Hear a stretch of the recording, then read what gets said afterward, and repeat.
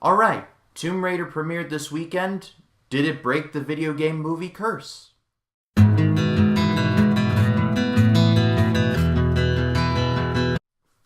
Hello everyone, my name is Ryan Cam and welcome to my review for Tomb Raider. This movie was directed by Roar Uthaug, which is one of the coolest names of all time.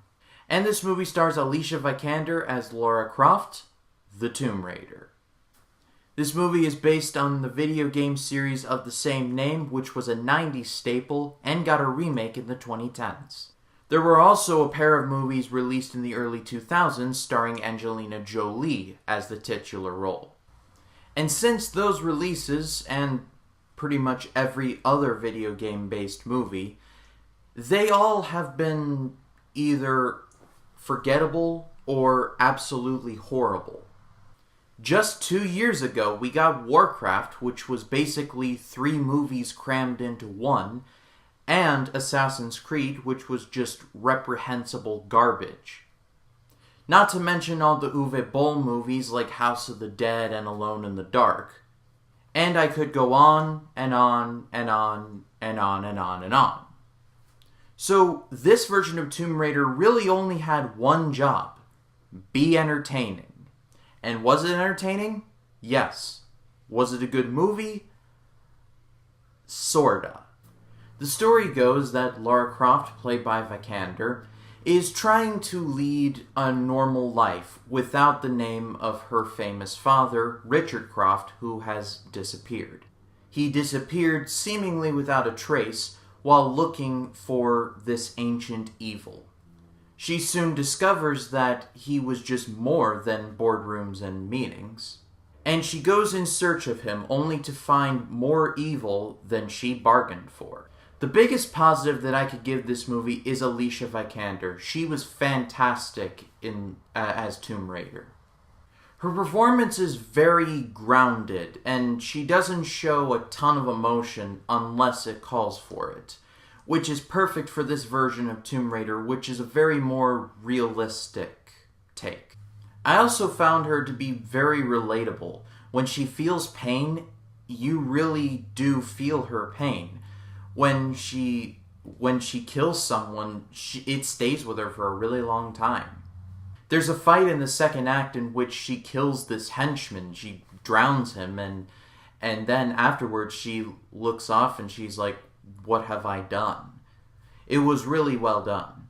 If there are more Tomb Raider films in the future, I would definitely want Vikander to keep playing the role because she was really good. Now let's talk about Matthias Vogel, the villain, played by Walton Goggins. I think if he were written a little bit better, he would have been fantastic, but as is, he is extremely generic. He has a lot of the similar villain traits, like shooting innocent workers for just being sick, and he also has a lot of stomp-based offense. He never shoots any of the heroes, he just knocks them out for future use. But his motivations were very real. I never got the feeling that he was this bad guy. At the time we meet him, he spent 7 years on this godforsaken, horrible island. He just wants to get home to his 2 daughters. Who can't relate to that? I think he could have been a villain on par with Le Chiffre from Casino Royale as far as relatability. But in the end, he was just a baddie that the goodie had to take down so we could all feel warm and fuzzy inside. As far as the supporting cast goes, they were not bad. They forwarded the story, so they did a good job. As far as the action and the CGI goes, well, it's pretty much a coin flip. Sometimes the action was good, sometimes it was not so good. Like, for example, in the trailer they show her hanging off of this dilapidated plane. That was one of the best scenes of the movie. The rest of the fights were just quick-cut nonsense, and I was not a fan. And the CGI, at best, was, again, the plane scene. And at worst, it was some of the worst CGI explosions I think I've ever seen. And the ending was basically a combination of Indiana Jones and the Last Crusade and National Treasure 2: Book of Secrets. She basically has to navigate this trap room, this puzzle room, if you will, and she has to use her wit and guile to get out of there.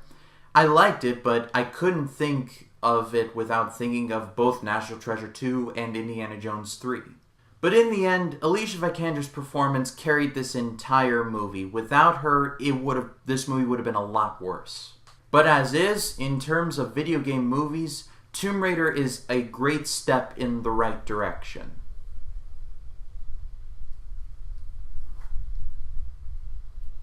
It was not perfect, but for what it was, I enjoyed it. And so that is all for me, guys. Thank you so much for watching. Stay tuned for, I believe it's Tuesday? Yes, Tuesday, when I'll be uploading my review for Love, Simon, and Thursday for my review of The Avengers, continuing my series of MCU reviews. If you like this video, please be sure to leave a like, and to also subscribe so that you never miss a new video. And if you'd like to follow me on social media, the links to all of my social media accounts will be in the description below. My name is Ryan Cam, and I'll see you in the next one.